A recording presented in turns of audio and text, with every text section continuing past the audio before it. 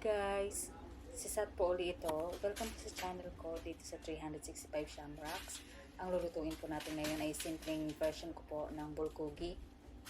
So bali ang ginamit ko dito ay beef minute steak. Wala kasing available na ribeye sa binilhan namin grocery store. So yun lang yung alternative ko dito. Pero preferably mas maganda gamitin ang ribeye or yung sa mga Korean shops or Asian shops na chop na beef na maninipis. So, unang-una, marinate lang lahat ng ingredients na nakita nyo at ilalagay ko uli siya sa description box natin and except sa carrots kasi ilalagay natin yung bandang huli. So, dito, sa first process is painitin lang yung pan, yung mantika sa pan. O kung gamitin ang olive oil or any oil sa unang mantika at ilagay ang mga na-marinate na ingredients. Ayan. So, sa part na to, pwedeng mag-saute pa kayo ng onions or garlic at saka yung iba pang mga maliliit na ingredients. Pero ang ginawa ko kasi, minarinate ko na sila lahat eh. Supposedly, dapat mga 2 to 3 hours ko siyang minarinate kahapon. Kaso hindi ako nakapagluto ng diretso dahil late na. So, ginawa ko, inantay ko na lang ang araw na to para may luto siya. So, medyo matagal yung marination and lahat nanunuot ang lasa. So, huwag kakalimutan yung sesame oil sa pagmamarinate pala. Kahit konti lang kasi maglalagay ka pa rin ulit ng sesame oil later. Ayan, halo-halo lang siya. Tapos, kapag nahalo na siya, medyo takpan natin ang pan at pakuluan lang yung meat. Tapos, medium heat lang ang pwede, wag masyadong high yung heat dahil baka masunog yung ingredients, hindi maganda ang lasa.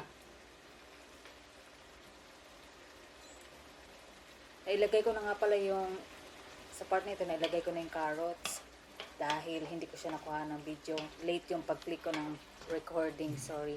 So sa part na to, nailagay ko na yung carrots at lambot ko na siya. Madali lang lutuan ng bulgogi guys. Ito lang yung version ko. Meron pa nga mga hinahalo ng mga ibang type ng liquid eh. Pero dahil walang available sa kitchen ng mga ganon, meron lang ako sesame oil. So sa tingin ko hindi kompleto ang bulgogi kung walang sesame oil. Yun lang naman yung parang essence ng bulgogi para sa akin eh. So ayan, halo-halo lang uli at antayin na maluto yung beef. Panigurado ako guys, masarap ito. Depende lang yun sa panlasa nyo. Ito, nasubrahan ko yata ng chili ang bulgogi. Kaya, napaka anghang ito. Hindi siya masyadong masarap kainin kapag sobrang anghang kung hindi ka mahilig sa maanghang.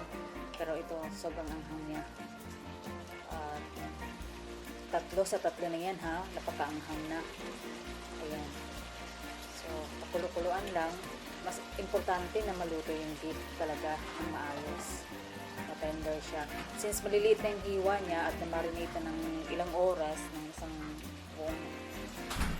halos isang buong araw na, kaya madali na lang siya maluto. Ayun guys. Kung sinong sa inyo ang mahilig sa carrots na medyo matigas, okay lang yun. Depende pa rin sa inyo yun. Prefer ko kasi na malambot yung carrots. Ayan, di ba? Parang naaalala nyo na ang kumain sa Korean shop. Simple lang itong version ko guys. Hindi siya ganun kadaming ingredients. So, sa part na ito, nilalagay ko na siya ng spring onions or scallions. Ayan. Mga 2 stalks lang. Sa marination ko, nag-add na rin ako doon. Pero gusto ko kasi na may fresh na scallions or spring onions doon sa bandang huli para fresh na fresh. Ayan, naamoy ko na ang pango ng sesame oil niyan na nahalo, na na-marinate. Lalagyan pa natin yung mamaya. Ayan, So, malapit-lapit na siya maluto nito.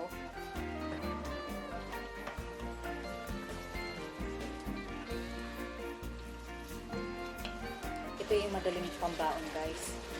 Sa school o sa trabaho. Maaga ka lang gumising, magluto na o lutuin mo na sa gabi, okay na yun. Ilagay lang sa fridge.